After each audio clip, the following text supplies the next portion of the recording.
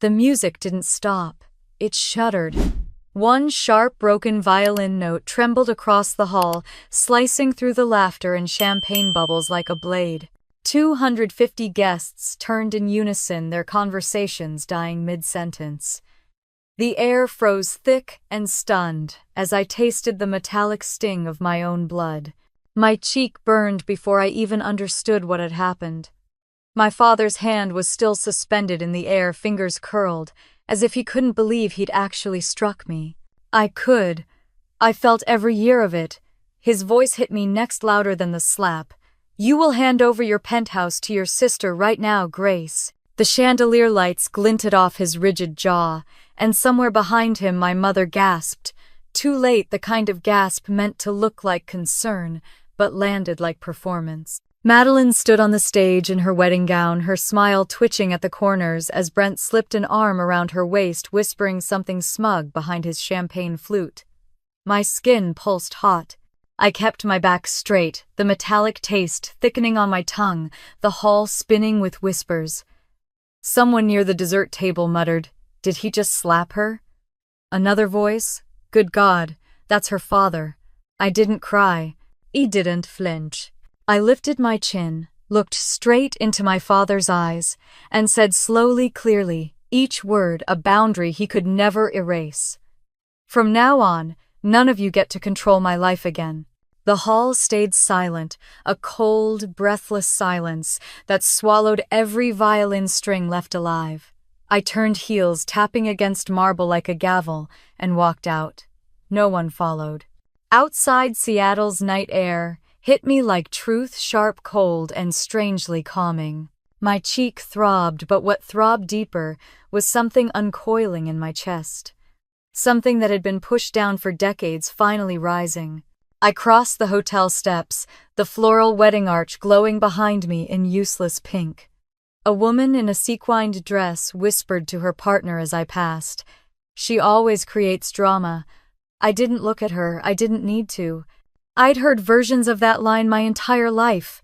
My phone buzzed. "Madeline, you ruined everything.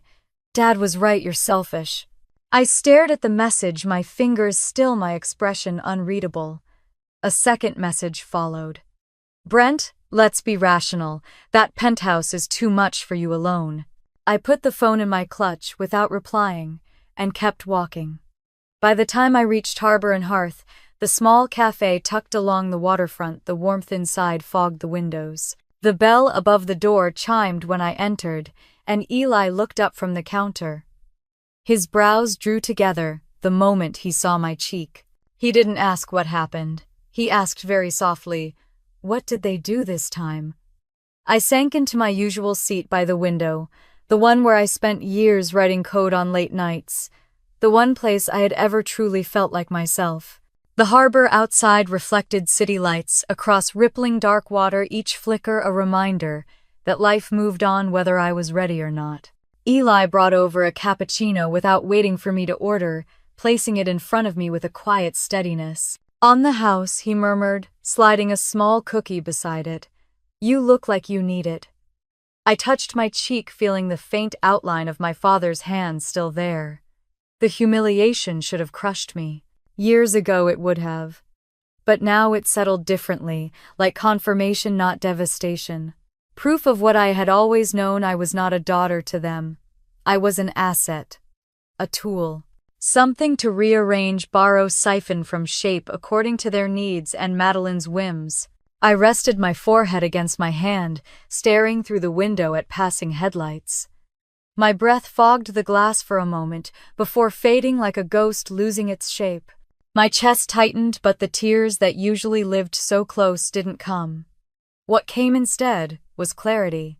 I replayed the moments inside the hall, my father's eyes blazing, my mother's mortified glance at the guests, Madeline's entitlement shining brighter than her wedding diamonds. And that demand: hand over your penthouse. A home I had built through 7 years of grinding work, sleepless nights, contracts, code sprints, and more rejection than anyone in that wedding hall had ever tasted. I thought back to when I purchased it. I was 25, living off cheap coffee and late-night debugging sessions, building back-end systems that no one wanted to understand, but everyone desperately needed. I saved every cent. I skipped vacations. I turned down family dinners, not that they noticed. When I finally held the keys to that penthouse, it was the first time in my life something belonged wholly, unequivocally to me. And tonight, they tried to rip it from my hands, as if I earned nothing. As if I was nothing. I lifted my cup, letting the warmth seep into my palms. That feeling, the warmth, felt like a reminder, a warning, a spark.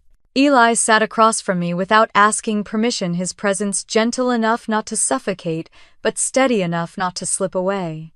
"Grace," he said, voice low, "people who love you don't treat you like property."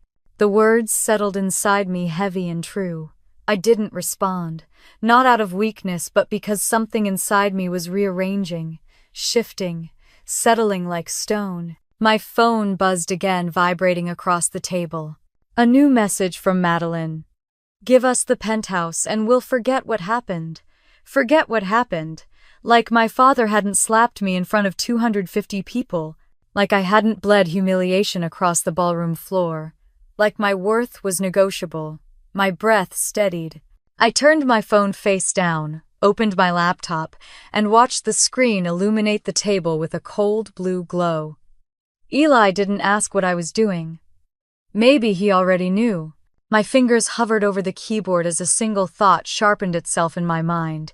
If they thought they could take from me again, if they believed I would fold the way I used to, if they assumed humiliation still worked, they didn't understand who I had become. I tapped the first key. I didn't know exactly what I was going to build, yet plan code or boundary, but I knew one thing with absolute certainty. This time I wasn't breaking. This time I wasn't running. This time I was going to make sure they never touched my life again. I woke up the next morning with the unfamiliar feeling of stillness pressed against my ribs. Not peace, just the hollow quiet that comes after a storm has ripped through and left everything standing but nothing untouched. Seattle's sky was gray and soft, the kind of morning that used to make me want to curl back under the covers. But today, all I felt was the dull ache in my cheek, a bruise forming beneath the skin like a fading echo of the man who put it there. My apartment should have felt safe. Instead, it felt exposed. As if my family's voices still lingered in the air, clinging to the corners, whispering the same words they'd used my whole life. Selfish, difficult, ungrateful. I wrapped my hands around a mug of coffee just to ground myself. One sip and my phone vibrated. I didn't have to check to know who it was. The first message came from my mother. "Grace, please call. Last night was unfortunate. Let's talk and fix this before more people gossip. Fix this.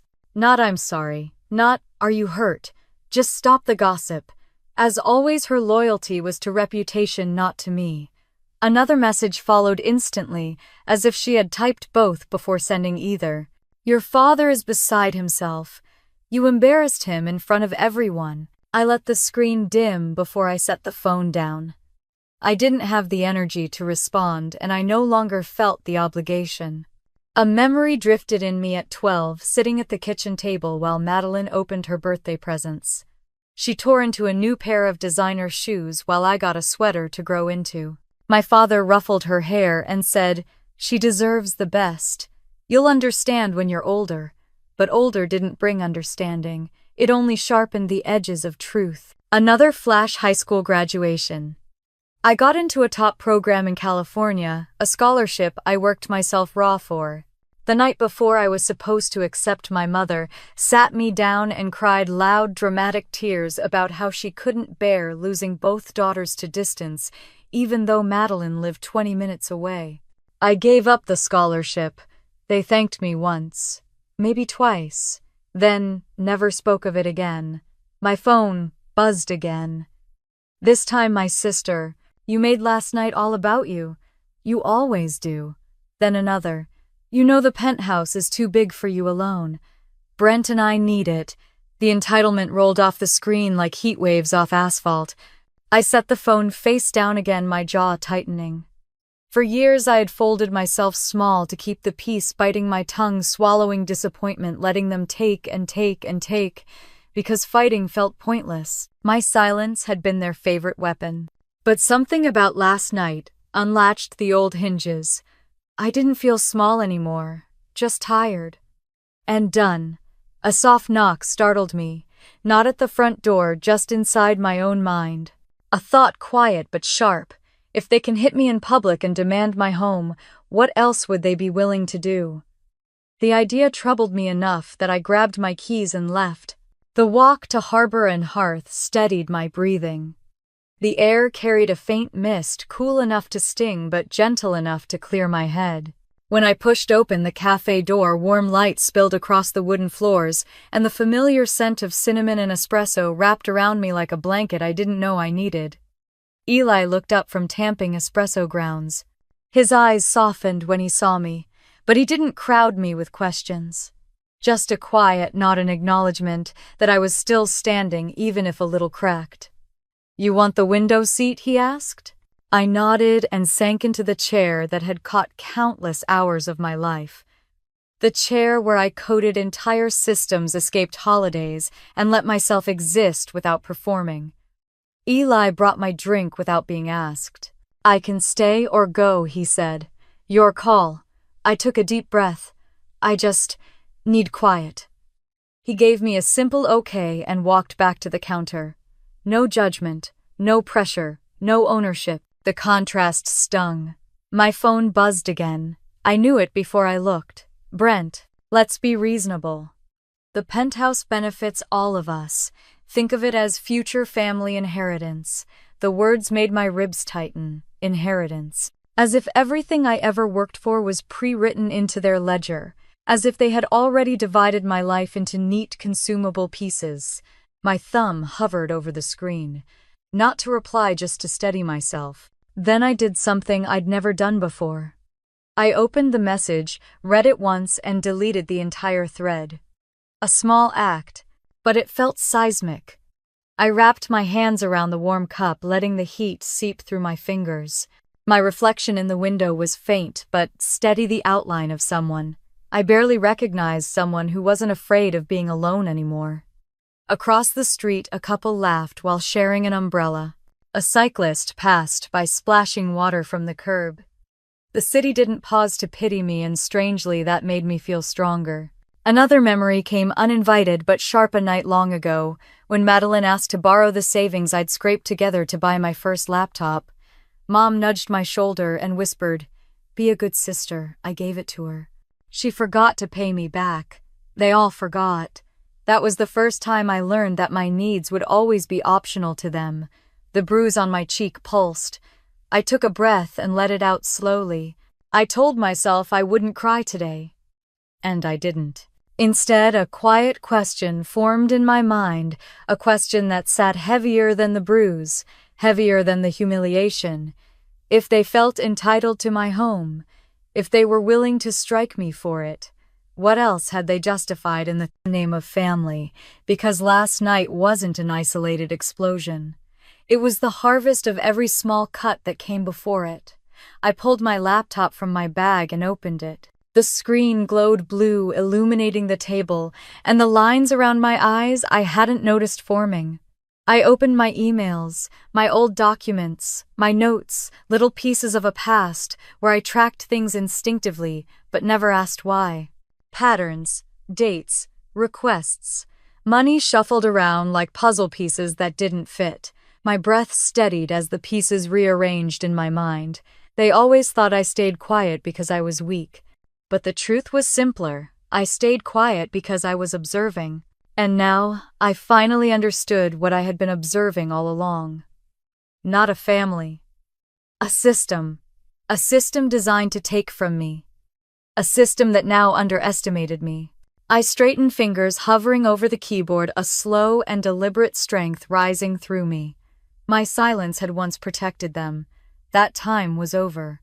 Somewhere deep in my chest, something clicked like a lock, turning like a door opening. I wasn't just done letting them hurt me. I was ready to see who they really were. And this time, they wouldn't see me coming. The morning light spilling through harbor and hearth's wide front windows had a softer hue than usual, almost gentle, almost kind, as if the city itself had decided not to push me any further than I already had been. I slipped inside quietly, the bell chiming above my head, a familiar sound that usually soothed me, but today felt like a reminder that life kept moving even when everything inside me had shifted. My cheek still ached with the faint bruise my father left behind, but it was the heaviness in my chest that struck deeper. Eli glanced up from behind the counter the moment I walked in. He didn't smile, not the bright, casual smile he gave other customers. Instead, his expression shifted into something far more careful, like he was looking for fractures in me. "Window seat?" he asked softly. I nodded, grateful for the option, grateful that he asked, instead of assuming. I slid into my usual spot by the glass where the view of the harbor's morning shimmer usually grounded me. Today it only reflected the hollow ache under my ribs. The water outside rippled under a pale sky, and I watched a ferry glide across the surface with slow certainty, as if the world wasn't built to break people the way mine had broken last night. Eli brought the cappuccino himself, placing it gently on the table, along with a cookie I hadn't asked for. "I can stay," he murmured, "or I can give you space. Whatever you want. I think I just need quiet." My voice barely rose above a whisper. "Then, quiet it is." He slid back toward the counter, giving me a look that felt like warmth without pressure. For a moment I let myself breathe. Really breathe. The kind of breath I hadn't taken since the slap, sharp, humiliating, echoing through that ballroom like thunder. My phone was face down beside the cappuccino, and though it didn't buzz, it seemed to hum with the weight of everything unsaid between me and the people who were supposed to love me. I didn't touch it. Instead, I wrapped my hands around the warm cup and let the heat melt the tension in my fingers. Outside, seagulls circled above the harbor, their wings slicing through the still dim light. A delivery truck hissed to a stop somewhere down the street. Life remained untouched by the ruins of last night. But I wasn't. I stared into the foam of my cappuccino and felt a tiny crack of something clarity maybe open inside me. "You're here early." Eli's voice drifted over again as he wiped down a table. He didn't look at me while he said it, giving me the space to decide if I wanted to answer. I couldn't stay home. My throat tightened. Too many echoes. He didn't press. Eli was good at that, letting people arrive at their own truths. I took a breath. "He hit me," I said finally. Eli paused, mid-wipe head lowering slightly before he looked at me with eyes that held no shock, just a quiet fury on my behalf. "I figured," he said, "but I wanted to hear you say it if you needed to." I pressed my fingertips against the faint bruise. It didn't even hurt as much as everything else. "The humiliation," he asked gently. "The ownership," I corrected. "The way he spoke to me like I like. Everything I've worked for belongs to them." Eli's jaw tightened. "People who love you don't treat you like property, Grace." The words hit me harder than the slap. I looked down, letting them settle, letting them sting, letting them feel true. My phone buzzed once, skittering across the wooden tabletop. I didn't reach for it, but the screen lit just long enough for me to see the name. "Madeline." I turned the phone face down again. "Take your time," Eli murmured from the counter, reading my silence perfectly. But I'd had enough time, enough waiting, enough hoping that my family would someday see me instead of the utility I provided. I pulled my laptop from my bag, placing it squarely in the center of the table like a declaration. For a second, my fingers hovered over the keyboard. Not because I didn't know what to do, but because the act of doing it felt like crossing a line I couldn't step back from. My breath steadied. Then I opened my email. Old messages filled my inbox, things I'd archived, ignored, avoided. Requests from my parents. Demands disguised as family needs. The familiar pressure in my chest returned, but this time it sharpened instead of suffocating. One email caught my eye, a message from Brent months ago, asking for insight on a project. I'd forgotten about it. I clicked it open. Inside was a PDF, a business development outline he claimed he wanted my opinion on. Back then I skimmed it and dismissed it. Now the file name glowed at me: lease options, family contribution. Family contribution. The phrase twisted something in my gut. I clicked the file and scanned the contents. There were notes on rental properties, investment opportunities, and my breath stuttered anticipated family-assisted assets. One line read, potential leverage GL property, GL Grace Langford. My penthouse. My blood ran cold. I scrolled, heart pounding harder with each line. There were details only Madeline or Brent could have known, details about my building, my mortgage history, even my HOA fees. The casual confidence in the plan made my skin prickle. Brent had been studying my life like a blueprint. Eli's voice broke through the rising static in my ears. Grace, I looked up, realizing my hands had curled into fists. Everything okay? He asked. No, I said, but it will be. He nodded once, trusting me without needing an explanation. I went back to the document, scanning metadata timestamps. The file had been created on Madeline's old laptop, modified by Brent, sent to my father 2 weeks before the wedding. A line of heat pulsed under my skin. This wasn't a sudden request at the wedding. This wasn't impulsive. This wasn't emotional. It was planned. My fingers moved faster now, opening tabs, connecting dots.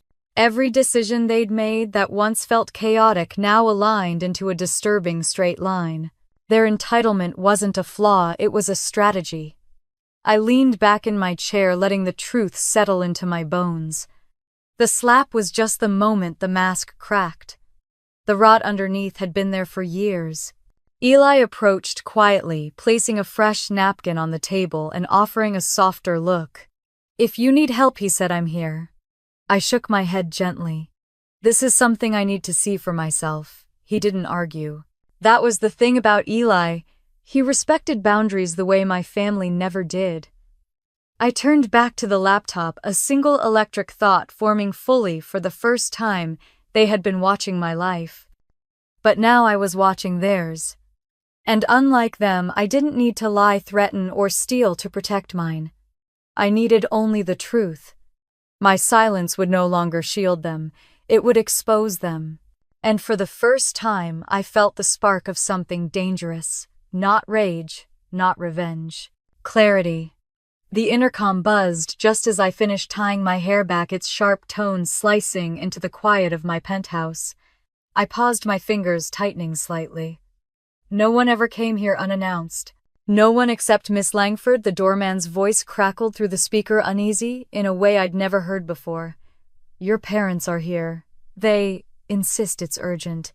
My stomach didn't drop. It didn't twist. It simply stilled, as if bracing for an impact it now recognized all too well. Send them up, I said, though. My voice felt distant, detached. I wasn't inviting them into my sanctuary, I was acknowledging their presence on the battlefield. I didn't bother adjusting my shirt or putting on makeup to hide the bruise. For once I refused to shape myself into something more palatable. I walked to the door and waited back, straight shoulders squared, feeling the once familiar tremor of dread. Except this time it wasn't trembling, it was dissolving. The elevator dinged. The doors slid open. My parents stepped into the hallway. Douglas Langford looked like a storm in a suit, broad-shouldered, jaw-locked eyes blazing with indignation he thought he had the right to feel. Evelyn followed one step behind, pale, trembling, her pearl necklace slightly askew, the only sign she hadn't slept. Grace, she breathed, as if she were the wounded one here. Douglas didn't wait. We need to talk, he barked, the command sharp enough to bounce off the hallway walls. I didn't move aside. I leaned against the doorframe, blocking the entrance deliberately. 5 minutes, he snapped, stepping closer. Your behavior last night was shameful. The bruise on my cheek pulsed. I stayed where I was. My behavior, I repeated, my voice calm as glass. Interesting choice of words. Douglas took another step forward, reaching for my arm the way he always had, like I was something to be moved, positioned, handled. But before his fingers could close around me, I pulled back steady and sharp. "Touch me again," I said quietly, "and security will escort you out." He froze. The change was instant. His jaw went slack for a fraction of a second, shock disbelief. Because I had never spoken to him that way, never challenged him, never made him stop. But I wasn't 12 anymore, and I wasn't afraid. "There are cameras," I added, nodding toward the ceiling fixture. "High resolution, sound included." Douglas lowered his hand slowly, like someone realizing a gun was pointed at him. Evelyn stepped forward, then her voice trembling with the performance she'd perfected over decades. "Sweetheart, let's not do this." "Your father didn't mean he meant every second of it," I said flatly. She blinked, her lips parting as if she expected me to waver. I didn't. The silence thickened until Douglas broke it, with the subtle shift of his weight, irritation flashing across his face. "We're here," he said, "because you made a scene, and because Madeline cried all night. You owe her an apology." I laughed, actually laughed, a small stunned sound. "I owe her an apology. She asked for my home last night, at her wedding." "Family shares things," Evelyn replied quickly, almost desperately. "Especially when someone needs help." I tilted my head. "Family protects each other. Family doesn't assault their daughter in front of 250 people." Evelyn flinched. A real flinch, not the delicate little ones she'd used to get sympathy. It was the first thing she'd done today that hadn't been rehearsed. Douglas's voice dropped dangerously low. "Enough. We came here to resolve this, and you're making it worse." "No, Dad," I said softly. "I'm making it clear." He opened his mouth to speak again, but I cut him off before the old rhythm set in him, barking me, shrinking Evelyn, mediating everything, melting into the same toxic pattern. "Let me make something perfectly simple," I said. "I am not discussing the penthouse. I am not explaining my choices. I am not smoothing over your embarrassment. And I am not obligated to make any of you feel better about what you did." Douglas's nostrils flared. "You think you can talk to us like that?" "Yes," I said, "I can." It wasn't yelled or spit or thrown, it was stated, and the quiet of it made it heavier. Evelyn's lip quivered. "Grace, please," she whispered. "We don't want this to become public." Ah! There it was. Not concern, not remorse. Fear of exposure. "You're worried about appearances," I said, softly tapping the camera with my gaze. "Maybe you should have thought about that last night." Douglas stiffened, clearly calculating something behind his eyes. For the first time I saw real fear flicker there, small but unmistakable. The fear of losing control. The fear of consequences. The fear of being seen for what he was. I let the silence stretch. "Everything valuable is already in secure storage," I added casually, as if commenting on the weather. "In case you came here, looking for anything else." Evelyn inhaled sharply, turning to look at Douglas, as if he had forgotten to warn her this version of me existed. "We're your parents," Douglas muttered, but the line fell flat, landing between us like a worn-out shield. "And I am your daughter," I said, "not your property." For a brief second, no one breathed. Evelyn recovered, first smoothing her blouse with shaking fingers. "We didn't come to take anything," she said softly. "We came because we care." I raised one eyebrow. She grimaced. "We care about what people will think." There it was, the truth she couldn't contain. I stepped forward slightly. Not aggressively. Just enough to make sure my voice couldn't be misinterpreted. "If you cared about me last night, wouldn't have happened," I said. "You care about control. You care about image. You care about Madeline's comfort. But me, you've never cared about me unless I was useful." Evelyn's eyes glistened, but I saw the calculation behind them. The wheels turning. The attempt to pivot. To play the fragile mother card again. I didn't give her the chance. "This conversation is over," I said, reaching for the door. Douglas stiffened. "You're making a mistake," maybe, I replied. "But at least it's mine." I pulled the door open, gesturing toward the elevator. Evelyn hesitated. "Grace, please." For the first time, I said quietly, I don't owe you anything. They stepped into the elevator, both of them smaller somehow. Douglas, without his posture of authority, Evelyn without her mask of polished control. The doors slid shut with a soft, mechanical hiss. I stood there long after they disappeared, letting the hum of the building settle around me. They didn't apologize. They didn't ask how I was. They didn't even say they loved me. They came to reclaim what they thought was theirs. They left realizing it never would be again. For the first time in my life, there was no shaking in my chest, no guilt pulling at my ribs, just a simple, steady truth. If this was their first move, they had no idea what was coming next. The apartment was too quiet after my parents left, the kind of quiet that didn't soothe but exposed every bruise the night had left behind. I sank onto the edge of the couch, letting the silence press against me. Not oppressive, not frightening, just heavy in a way that felt honest. I'd spent so many years drowning under their noise that this new quiet felt like the first breath after surfacing from deep water. Then my phone buzzed. I didn't move at first. The tiny vibration skittered across the marble side table, a sound I'd grown to associate with expectation obligation and manufactured emergencies. When it buzzed again, I finally reached over and flipped it face up. 8 messages. All from people who claimed to love me. The first voice note was from my mother. Her tone wasn't gentle. It was tremulous, like she'd rehearsed crying and hoped it would land convincingly. Grace, your father is devastated. You escalated things last night. People are talking. You need to call us back before the situation worsens. Not a single word about the slap, or my cheek, or the humiliation. The second message came right after her voice, tighter, faster, as if afraid I wouldn't give her another chance. You misinterpreted what happened. Your father was under stress. We were all under stress. Weddings do that. My breath left me in a quiet, disbelieving exhale. Weddings do that. As if I were supposed to nod and agree that violent outbursts were natural rites of passage. I hit archive without replying. Another ping. Madeline. You owe me an apology.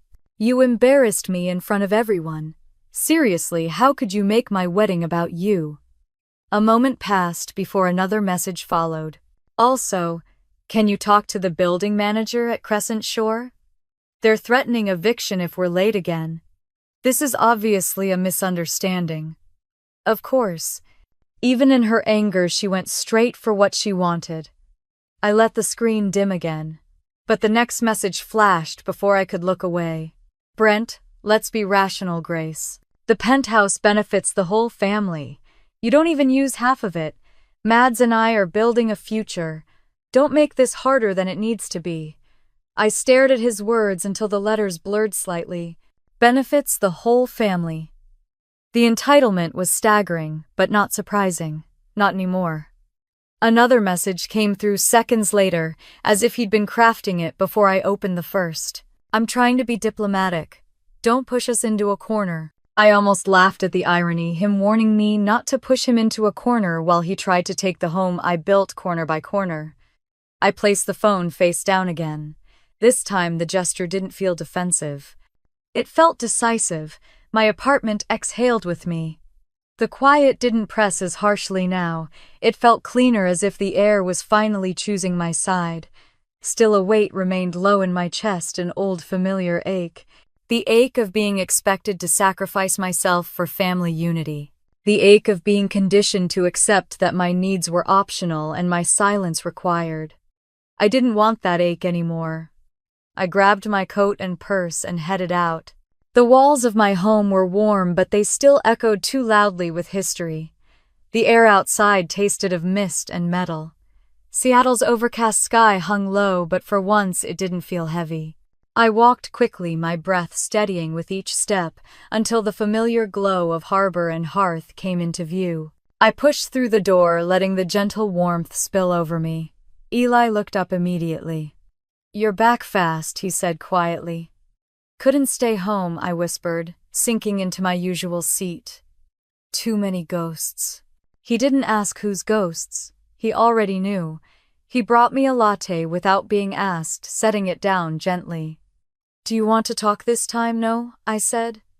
"Just space." "Done," he replied and stepped back. I glanced at the condensation on my cup, watching it drip in slow trails. The cafe hummed with soft conversation, the hiss of steaming milk, and the clinking of cups. A safe soundscape, one that made thinking easier. I opened my laptop again, the familiar glow anchoring me. 3 tabs appeared in quick succession. Harper Boyd, my lawyer. My investment portfolio. Crescent Shore Residences.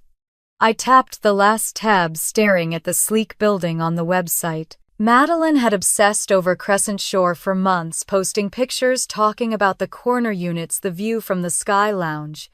She'd practically begged Brent to find a way to get them in. A thought flickered through me then, sharp and unexpected.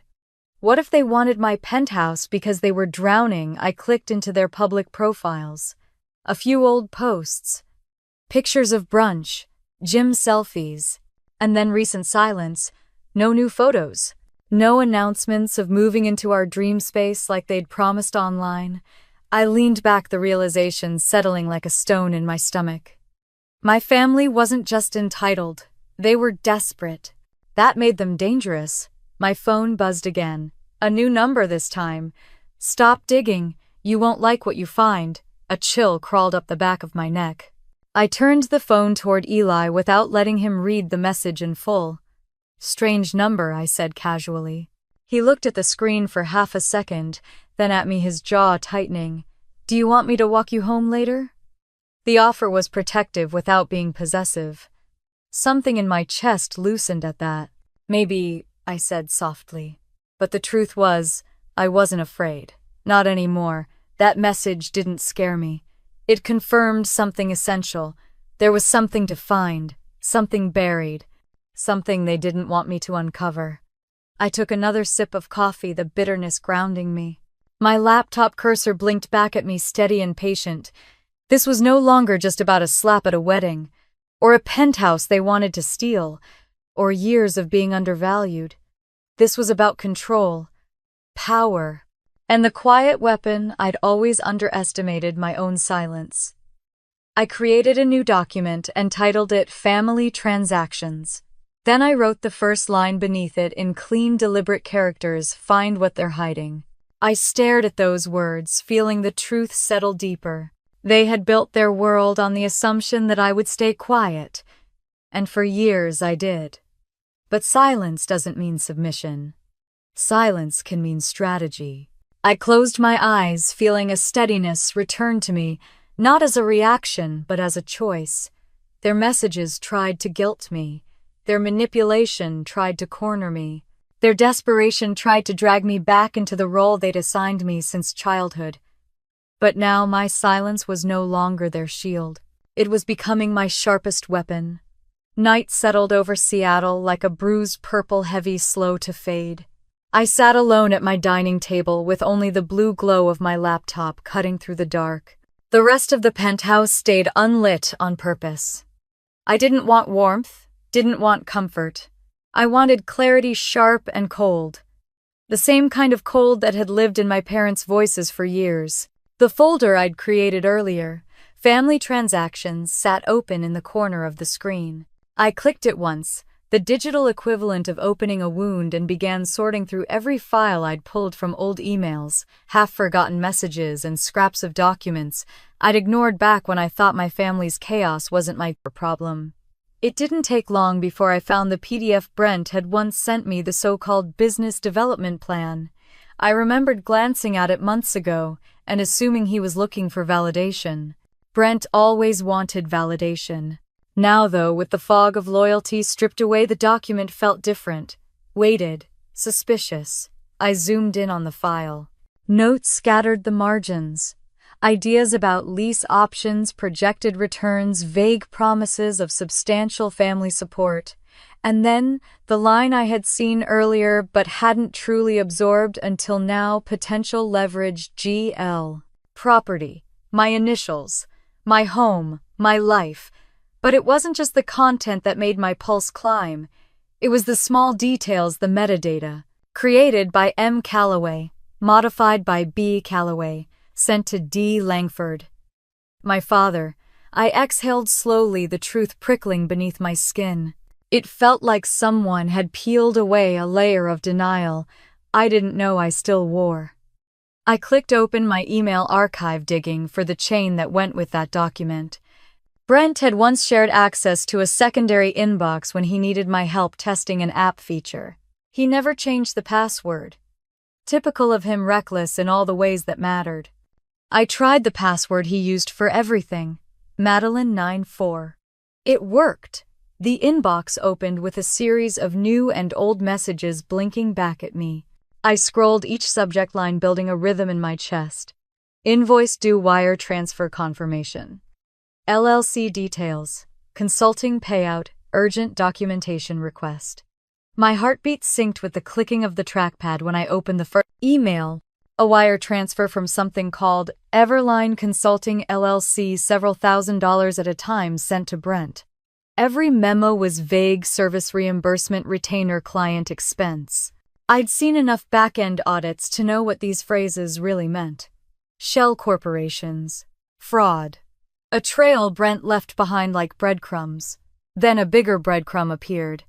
One memo read reimbursement. DL. No, it couldn't be. Not my father. Not the man who lectured me on discipline, on honesty, on loyalty and integrity, as if he authored the words himself. I clicked another email. Then another. And then the bottom dropped out. An invoice from an entity called EL Holdings.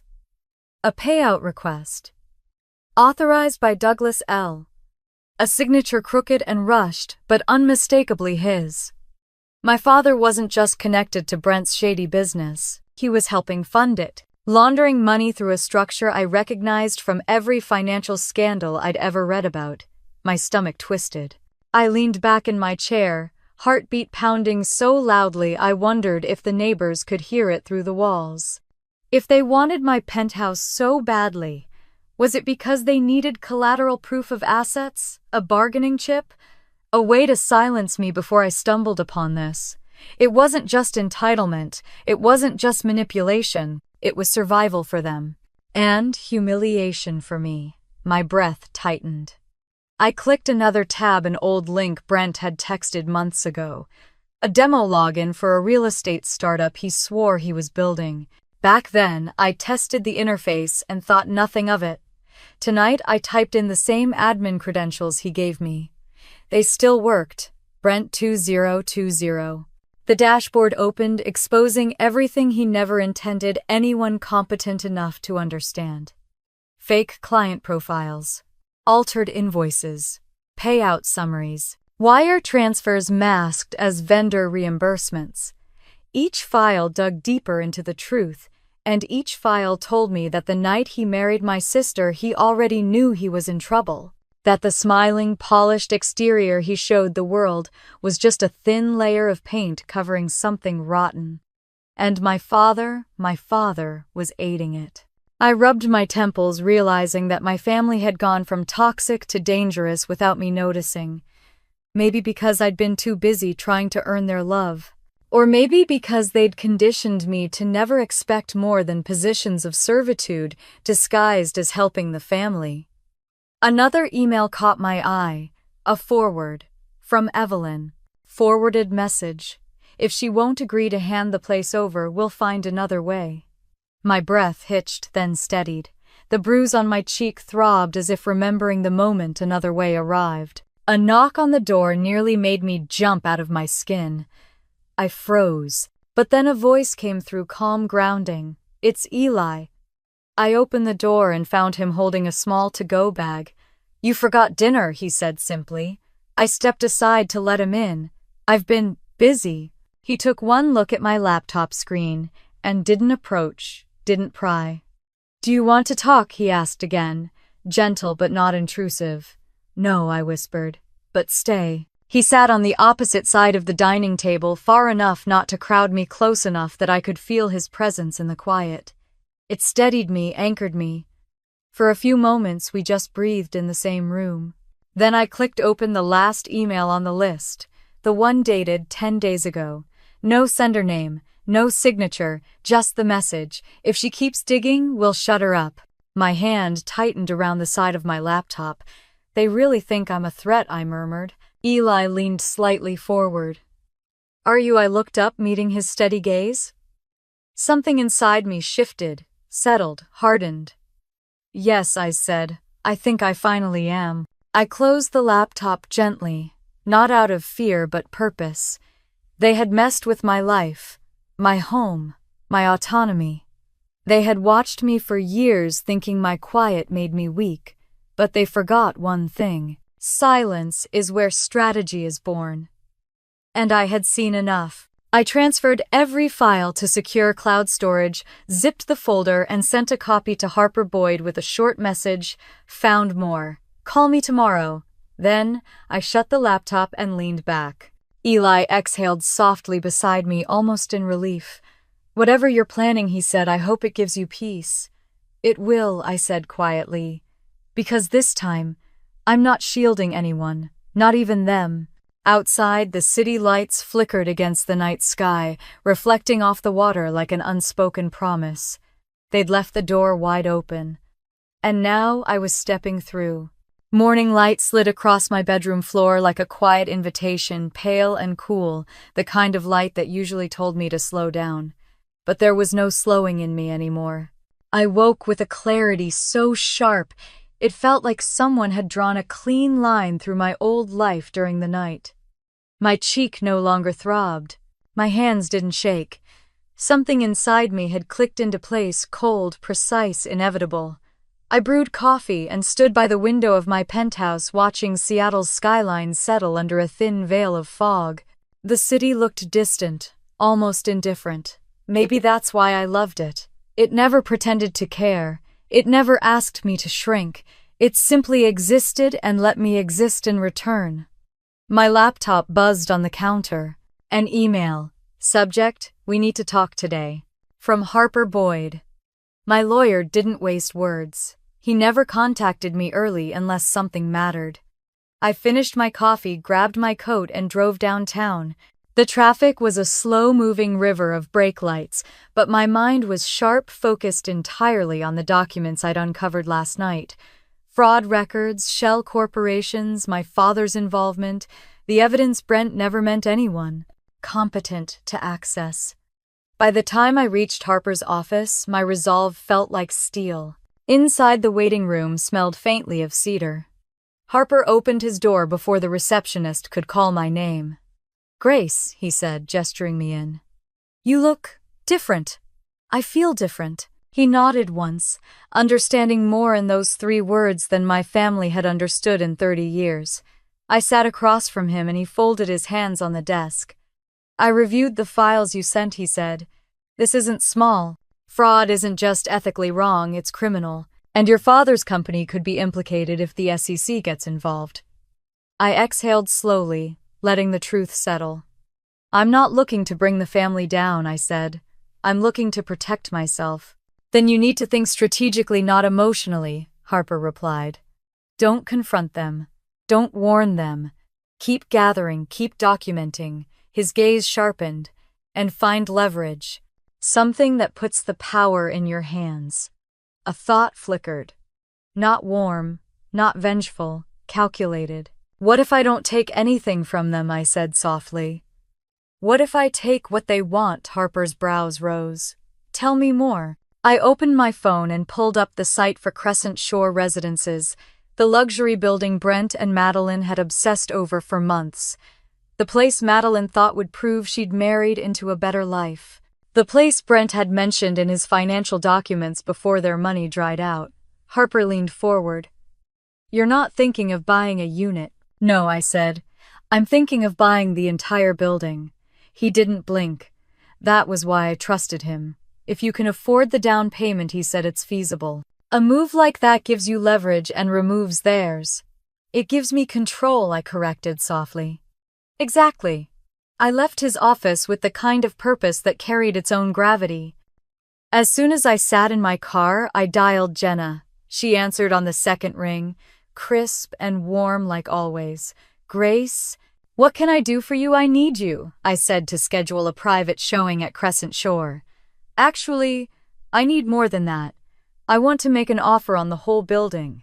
There was a full second of silence. Then, "You're serious?" "I am." A low whistle. "All right then, I'll open the exclusive listing." "Wait, this is funny. What, your sister toured it in April?" "With her husband. They were enthusiastic." "Enthusiastic, meaning desperate." "Set up the meeting," I said. "1 hour," Jenna replied. "Wear something that says, 'I own this place already.'" I smiled for the first time that day. "I think I can manage that." I changed into clean lines, black slacks, ivory blouse, long coat. Quiet power. The kind of outfit my mother always said made me look too intimidating for a woman. Today, I wanted to look intimidating. Crescent Shore rose from the waterfront like a glass spine, tall and gleaming. Brent had always talked about the heated floors, the ocean views, the rooftop lounge where he'd pictured hosting parties. I stepped inside the lobby with Jenna at my side, and the place hummed with the sterile calm of new money, trying very hard to look effortless. "This building is in silent sale," Jenna whispered, tapping a folder. "Owner's retiring. They want someone who will manage it with care. They liked your preliminary financials." We entered the conference room. A wall of windows opened onto the bay. For a moment I pictured Madeline here, posing for Instagram, bragging about her view, believing she'd earned it. The owner, a silver-haired man with soft eyes, shook my hand. "I've seen your background," he said. "You build things. You manage things well. I respect that." Respect, a word I'd heard from strangers but never from my own blood. We talked numbers, terms, long-term upkeep, tenant policies. It felt like building a fortress brick by brick. Finally, he smiled. "If you'd like to make an offer," he said, "I'm ready to entertain it." I signed the letter of intent without hesitation. Jenna grinned. "I'll run the offer up the chain. Don't be surprised if we hear back before the end of the day." We stepped outside, the wind crisp and cold off the water. "That was impressive," she said. "It was necessary," I replied. My phone buzzed. A notification from Instagram. Brent had posted a story. A photo of Crescent Shore's rooftop lounge. Caption, "New beginnings soon." I stared at it, feeling nothing but a quiet, steady certainty. New beginnings indeed. I pocketed my phone and walked down the waterfront. My mind was calm, focused, sharp. When I pulled out my laptop at Harbor and Hearth later that afternoon, Eli brought my drink before I asked. "You look," he began. "Different," I offered. "No," he said softly. "Steady." I smiled faintly. On my screen, I opened the property management software I'd been building on and off for 3 years, a passion project no one had ever cared about. But tonight, as I began refining modules and adjusting back-end logic, I realized something with startling clarity. This wasn't just code. This was structure. Control.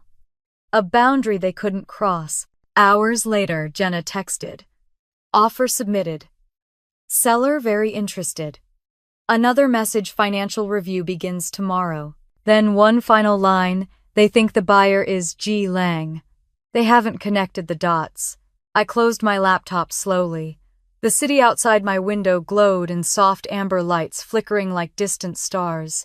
"They wanted my penthouse," I murmured to myself. They had no idea I could take the ground from under them. I leaned back in my chair, exhaling deeply. This wasn't revenge. Not the old kind. Not the loud kind. This was reclamation. My life. My autonomy. My future. And for the first time in years, I didn't feel like I was surviving my family. I felt like I was outgrowing them. 2 weeks passed in an unsettling quiet. Too smooth, too empty, like the air right before a storm decides where to break. My phone stayed still on the counter. No new messages from my parents. No guilt-laced voicemails from my mother. No barbed, sugar-coated texts from Madeline. Nothing from Brent except the fading ghost of his rooftop Instagram story. On paper, silence should have been peace. In reality, it was pressure, the kind that builds behind a dam. I was stirring sugar into my coffee when Jenna's name flashed on my phone. Subject Update Unit 9B. Her message was short, clinical, and devastatingly poetic in its own way. 2 months overdue. Eviction already in process. I blinked at the screen. Unit 9B. Madeline and Brent's temporary rental. A small, cold clarity slid through me. They weren't just entitled, they were drowning, and they hadn't said a word. I set the phone down slowly. My reflection in the black marble countertop looked back at me, steady, unflinching. I didn't message them. I didn't ask if they were okay. For once, I chose silence for myself, and not as a gift to them. Another ping. Another message from Jenna. Eviction notice already mailed. Current file lists pending owner Grace Langford.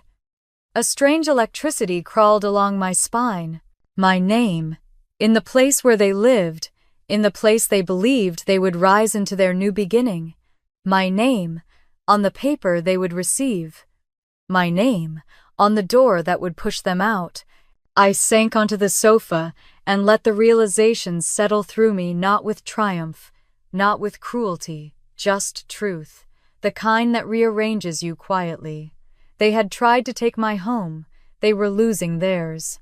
My phone buzzed again, this time at 11:27 p.m. Madeline. Do you know the owner of Crescent Shore? They're evicting us in 7 days. Please, Grace, this has to be a mistake. Images followed photos of boxes piled in a hallway, Madeline's tear-stained face, Brent in the background, looking furious and exhausted. It should have twisted something in me. Maybe it did years ago. Tonight all I felt was the weight of patterns finally snapping. I put the phone down. 1 minute later, another message. Brent, we'll sort it out.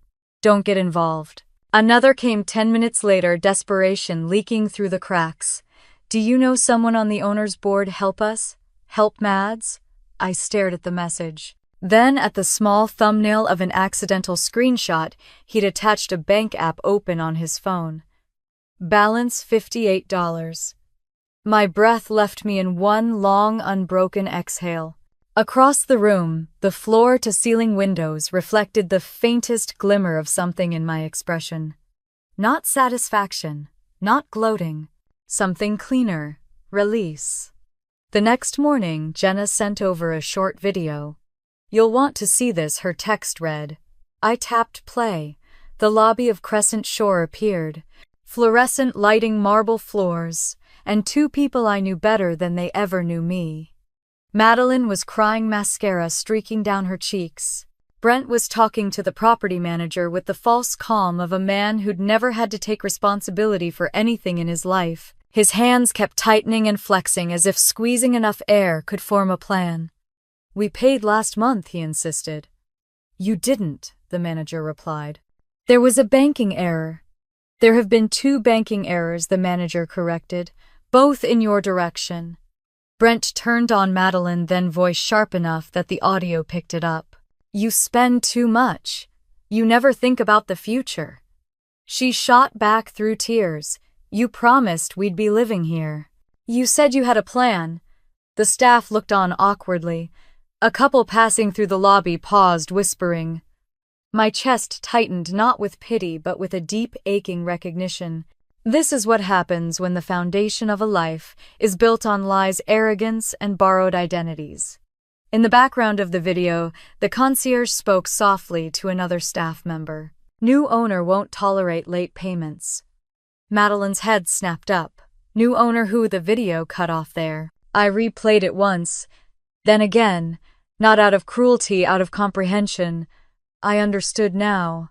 The slap, the demands, the timing, their desperation. My penthouse wasn't just want. It was strategy. It was survival. 7 hours later, Jenna and I sat at her office reviewing documents spread across the table. She wore her signature sharp glasses and a grin that was half professional, half amused. The interim ownership paperwork is complete. You'll have access to the building's systems today. She slid the folder toward me. I signed. My signature didn't shake. When the platform login information arrived by email, I opened it right at her desk. Tenant Madeline Calloway, status delinquent, eviction pending, landlord Grace L. I stared at that last line. People think power feels like fireworks or thunder, but no, it felt like this. Quiet, cool, precise. No triumph, only truth. Jenna leaned over my shoulder. They still think the owner is someone named G. Lang. She smirked. They have no idea. I closed my laptop slowly. That evening, as I stepped into my penthouse with takeout in hand, my phone pinged again. Brent, please, we need help, just a loan, just for a month. And then a final message from Madeline. Why are you doing this? I stood in the soft glow of my living room, letting the question sink in. The honest answer, I wasn't doing anything to them. Their own choices were doing the work. They'd crossed my boundaries. They'd treated me like a resource. They'd tried to steal my home. Now the world was simply returning their deeds to sender. Jenna texted once more before midnight. They moved out today, quietly. No posts, no goodbyes. I set my phone down, walked to the balcony, and stepped into the cool night air. The city glimmered below, steady and indifferent. A mirror to my own steadiness. I didn't push them, I whispered. The wind tugged gently at my hair. They fell. And somewhere in the distance, a night ferry hummed along the water, carrying people toward new places they had chosen for themselves. Just like I finally was. The envelope was waiting for me when I opened my front door the next morning, a plain white rectangle lying on the welcome mat like a quiet threat. No return address, no handwriting, just stillness. For a full minute I stood there staring at it, feeling the soft thud of my own heartbeat in my ears. My building had top-tier security. No one left things at my door unless they meant to. I picked it up slowly, half expecting it to be another demand, another accusation. Instead, when I tore the seal open, a printed screenshot slid out, grainy, blown up, unmistakable. A Reddit post. Title: Bride Sister slapped at wedding. Who was at fault? My breath stilled. Someone had filmed it. Not just filmed, the clip already had thousands of upvotes, hundreds of comments. I scanned the first few lines, each one hitting like a small, precise cut. Father slapped her. Not okay. She handled it like a queen. Hope she gets away from that family. My throat tightened, but not from embarrassment.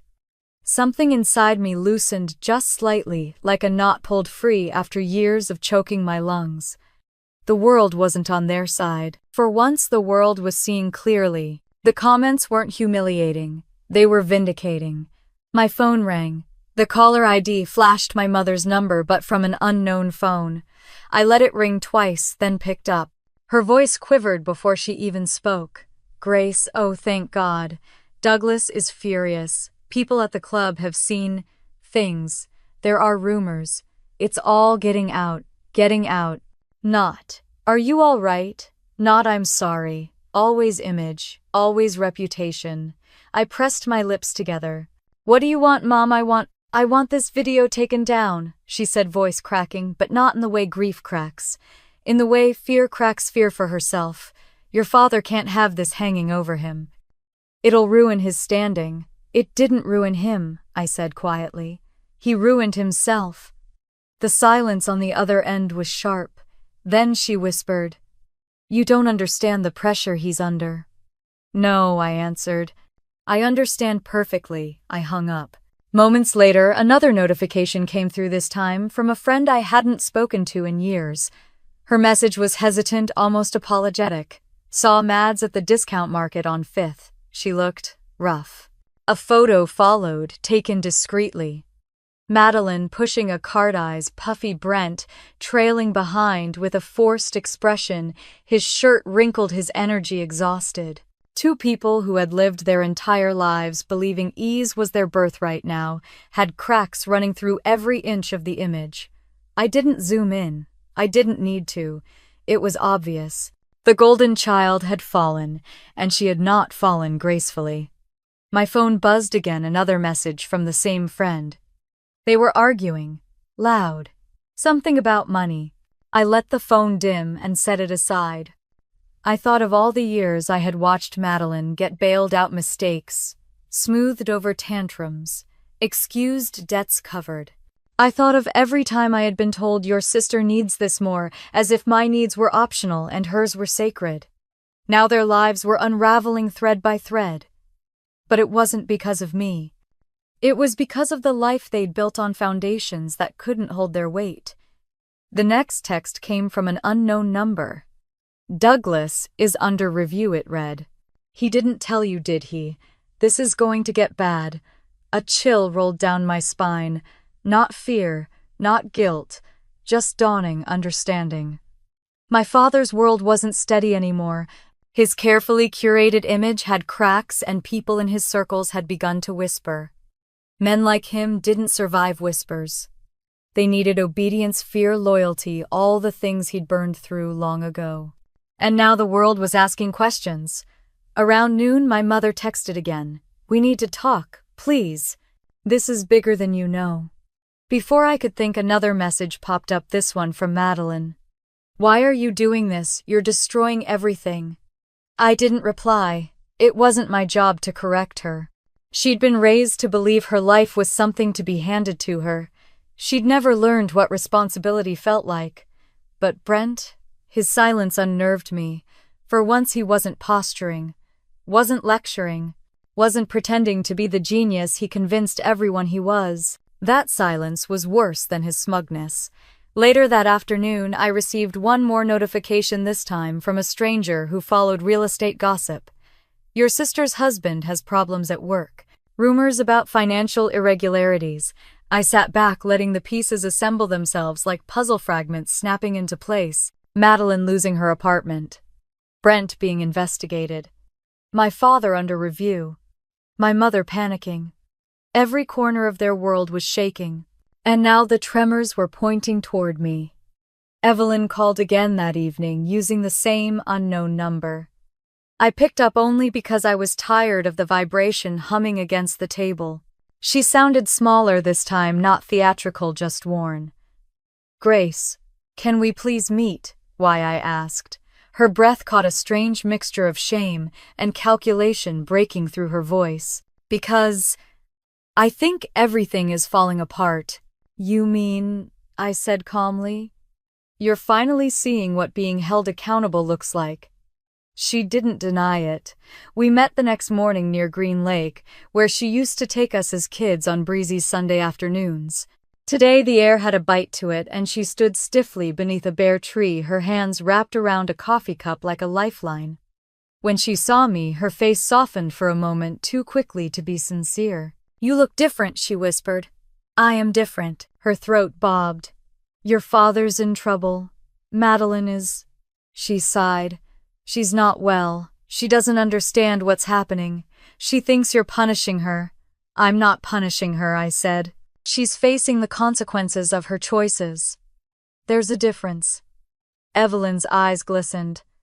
We depended on you too much, she whispered. We always have. It was the closest she'd ever come to an apology. And still it wasn't one. You used me, I corrected softly. She didn't argue. We stood in silence for a moment before she spoke again, her voice barely above a tremor. Are you coming to my birthday dinner next week? The question hung there, an old hook tied to an old wound. I don't know, I said truthfully. Her eyes lowered. It would mean something. To you, I replied. Not to me. Her inhale shook. Do you still see us as family? I didn't answer. Because the answer wasn't simple, wasn't kind, wasn't cruelty either. It was just true. When she turned to leave, she hesitated, glancing over her shoulder. Grace, did you buy Crescent Shore? I didn't speak. I didn't move. My silence was the only answer she needed. Her face paled. Her gaze flickered, realization striking her like a quiet lightning bolt. She walked away without another word. That night, when I returned home, Jenna's email was waiting. Final approval almost complete. Ownership transfer expected soon. I leaned against the window, watching lights ripple across the water, feeling the final puzzle piece click into place. I didn't make them fall, I just stopped holding them up. But even falling stars cause damage. and mine were headed straight toward me. The knock came just after sunset, 3 slow taps that didn't echo with urgency but with hesitation. I looked up from my laptop and felt a ripple of something colder than surprise. Only one person knocked like that. Only one person stood tall enough to cast that long, unmistakable shadow across the frosted glass of my door. I crossed the living room and checked the security camera before opening anything. There he was, Douglas Langford, my father, standing alone in the hallway, shoulders squared out of habit but hands fidgeting with the hem of his jacket. I had never seen him fidget before in my life. He didn't ring the bell again. He just waited like a man preparing himself to face a truth he could no longer outrun. I unlocked the door but didn't step aside. 5 minutes, I said. He nodded once stiffly. That's all I'm asking. He hadn't been drinking. His eyes were painfully clear, too clear. A sobering clarity that made him look older, smaller, human in a way he never allowed himself to be. He tried to glance past me into the penthouse, but I blocked the doorway. I wasn't letting him in. Not physically, not emotionally, not anymore. I heard you're moving Madeline and Brent back home, I said. A muscle twitched along his jaw. They had nowhere else to go. I nodded once. I know. An uneasy silence stretched between us, thick enough to taste. You've seen the posts, he said finally. The videos. My cheek tingled, phantom pain blooming like fresh bruises. Everyone has. His gaze flickered. People don't know the full story. I know, I said. And I was there. That's enough. He flinched just barely, but enough for me to notice. My father had always been made of stone. Tonight the stone was cracked. I came to talk, he murmured. To explain. You didn't come to apologize, I asked. He shifted his weight. Not answering was answer enough. I folded my arms, leaning against the doorframe. Go on. He exhaled, looking away like the hallway walls had suddenly become easier to face than me. My career is being questioned. People are assuming things. They're digging into my record, things from years ago, things that have nothing to do with you. You're under review, I said flatly. I know. He looked back sharply. Who told you? Someone who respects me, I replied. Which is more than I can say for the people who raised me. Douglas's face hardened for a moment, the old dominance crackling beneath his skin.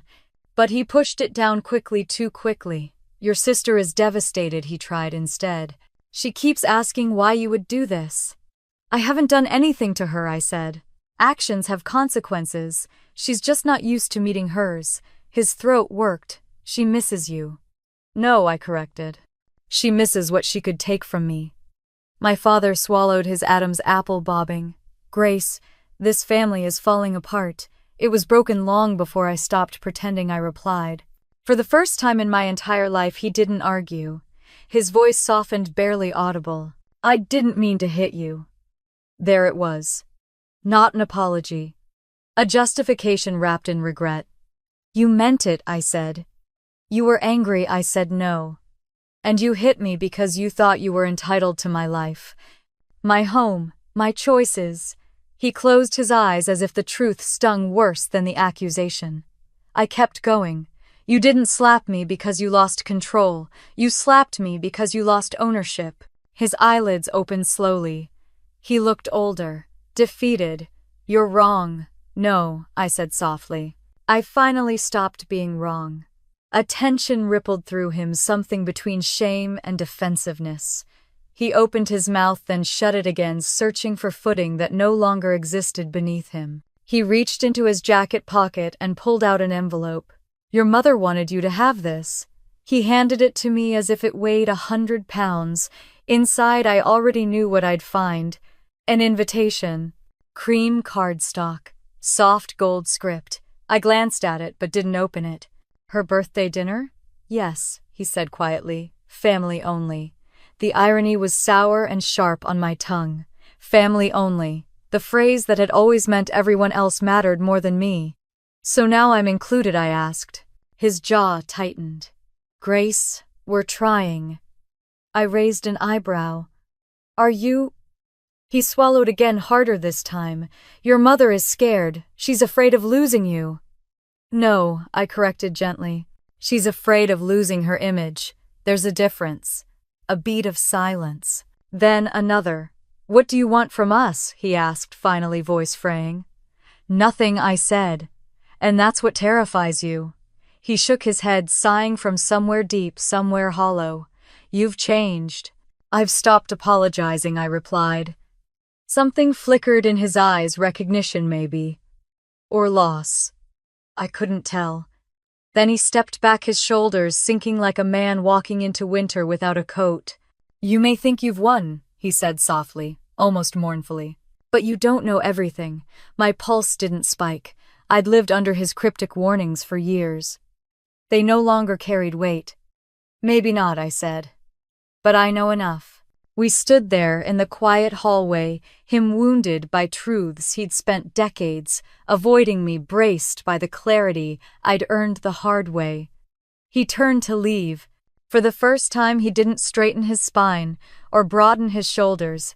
He didn't perform strength. He simply walked to the elevator like any other man facing consequences of his own making.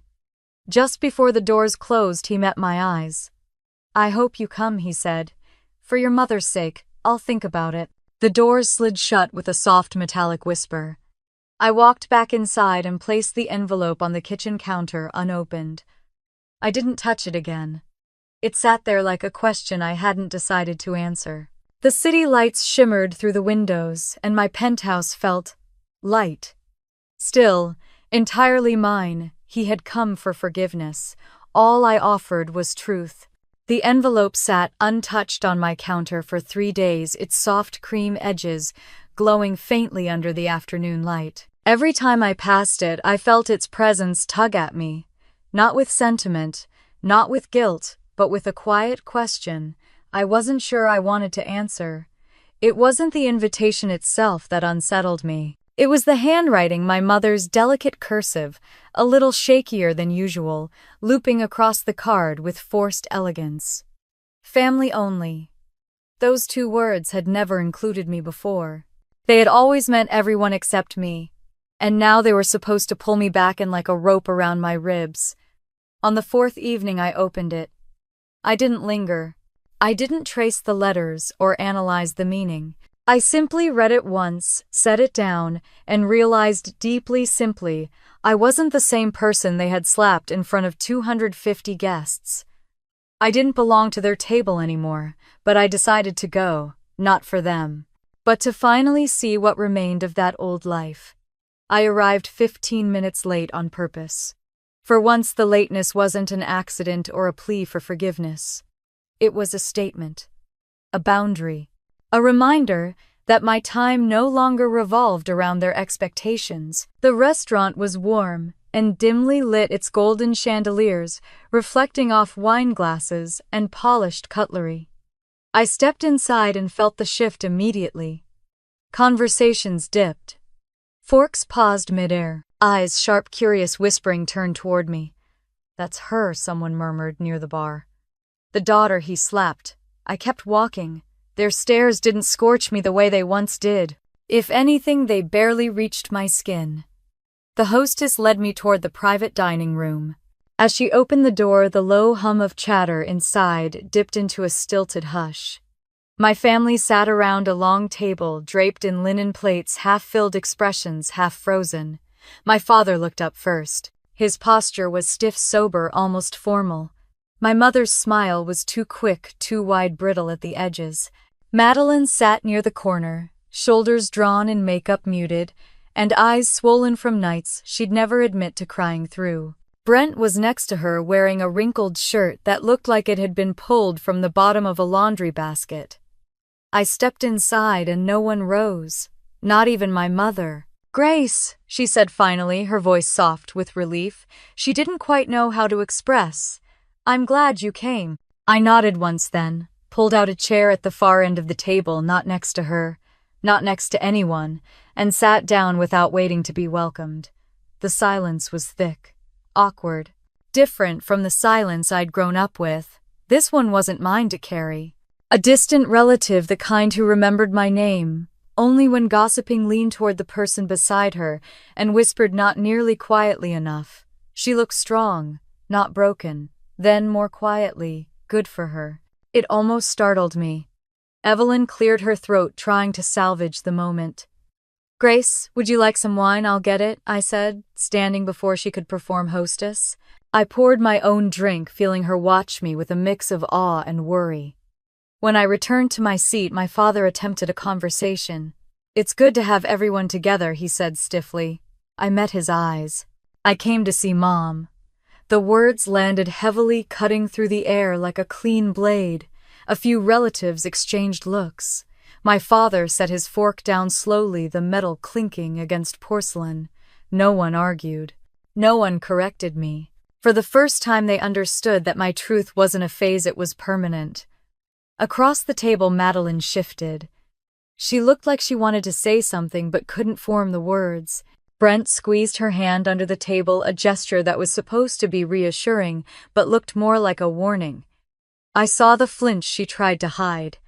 My chest tightened, not with pity but with recognition. She chose him, and the life she chose was holding her by the wrist. At one point, a cousin I barely knew leaned toward me with a small, hesitant smile. "How have you been, Grace?" It was the first time a single person at a family event had ever asked me that. I blinked once, then said better. They nodded like they understood. The dinner dragged on with stilted small talk about weather and work and trivialities meant to patch the cracks in the room. No one dared bring up Crescent Shore. No one mentioned the eviction. No one talked about the trending video or the investigation circling my father. They danced around the truth so carefully it made the air feel fragile. At one point, my mother turned to me with her hands folded tightly in her lap. "Grace, I know things have been difficult." I waited. "But tonight is about family," she finished weakly.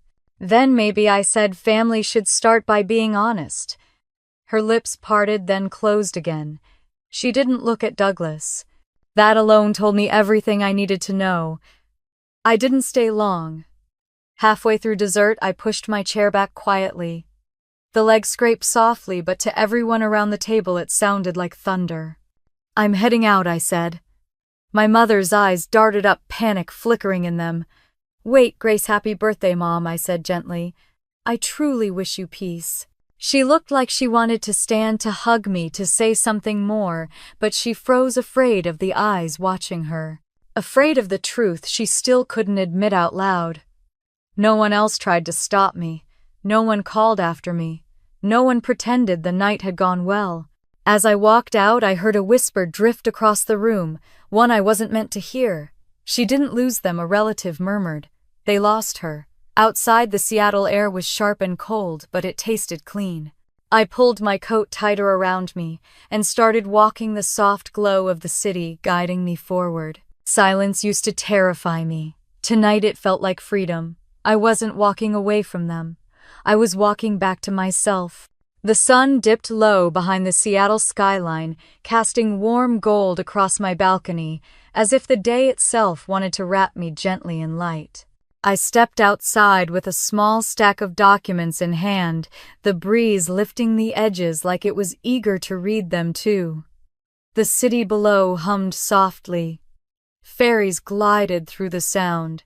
For the first time in months, maybe years, my lungs expanded without catching on old pain. An email notification lit my phone. Subject: official ownership transfer completed. I tapped it open, and there it was, my name printed cleanly beside a line that felt like a new chapter carved in stone.